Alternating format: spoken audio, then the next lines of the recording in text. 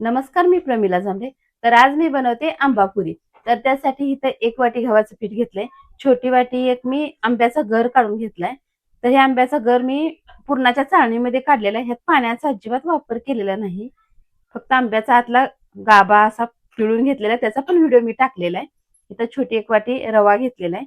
इथं थोडीशी पिठी साखर बारीक करून घेतलेली आहे आणि ह्या 4 विलायच्या पण बारीक करताना मी टाकून घेतलेल्या. तर इथं पीठ टिमण्यासाठी मी काटवट घेतली. ह्यात अगोदर गव्हाचं पीठ घेते. 1 वाटी गव्हाचं पीठ आहे.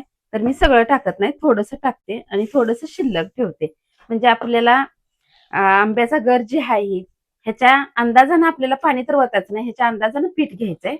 त्यासाठी मी इथं अगोदर गव्हाचं पीठ घेतलेलं आहे आणि सगळा आंब्याचा रस जी गर काढून घेतलेला आहे ती टाकून घेते.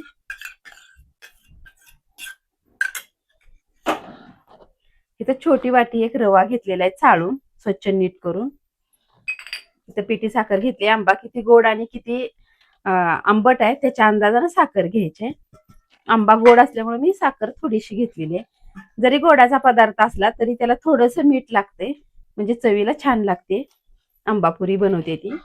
आता मी थोडं थोडं हे करून तिंबून घेते. तर बघा छान असा मी पिठाचा गोळा तिंबलेला आहे. 1 वाटी आंब्याचा गर असेल तर तेवढंच पीठ लागतंय. जेवढा आंब्याचा गर काढून घेतलेला आहे त्याला तेवढंच पीठ लागतंय. मी थोडंसं आता हे तूप टाकून घेते आणि एक 10 मिनिटासाठी हे पीठ मी भिजत ठेवते. तर एक 10 मिनिटं पीठ छान असं भिजलेलं आहे. आता मी ह्याच्यात गोळ्या करायला घेते. तिथं गोळी करताना कोरडं पीठ न वापरता तेलाचा किंवा तुपाचा वापर करा. तुम्हाला जे योग्य वाटते, जे आवडते ती तुम्ही. तर इथं छोटी छोटी मी गोळी करून घेते.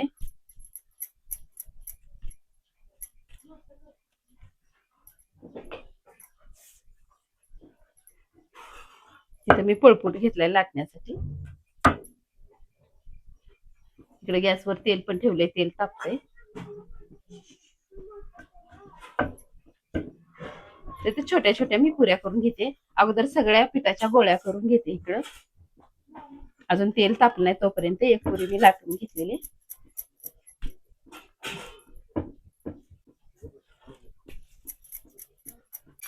तर इथं मी 4-5 पुऱ्या लाटून घेतल्या त्या आणि तेल पण छान असं तापलेलं आहे.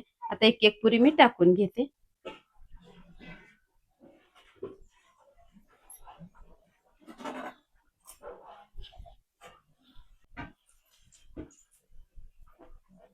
बघा टंबाशी पुरी फुगलेली आहे.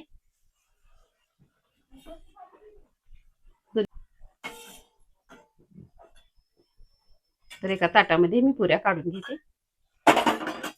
तर इथं पुऱ्या लाटून घेतले तर तेल छान तापलेलं आहे. पटापटा मी आता पुऱ्या सोडून घेते.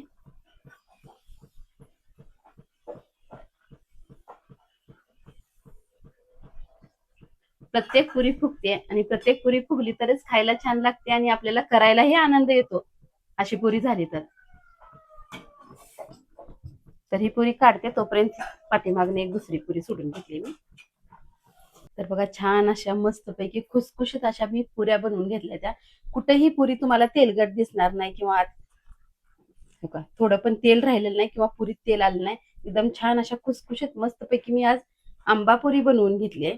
थोडंसं लय सैलसर पीठ ठेवायचं नाही, घट्टसर ठेवायचं, त्याच्यामुळे छान अशी पुरी होते. 10 मिनिटं पीठ भिजत ठेवलं, नंतर मी पुरी बनवून घेतली. तर आणि मऊ म्हणजे थंड झाल्यानंतर पुरी फुगली नाही असं नाही, चपटी सुद्धा झाली नाही. किती वेळ झाले मी पुऱ्या करून, ते छान अशा झालेल्या आहेत. तुम्हीही नक्कीच ह्या पद्धतीने बनवून बघा. माझा व्हिडिओ आवडला तर एक लाईक करा. चॅनलला सबस्क्राईब केलं नसेल तर चॅनलला सबस्क्राईब करून घ्या.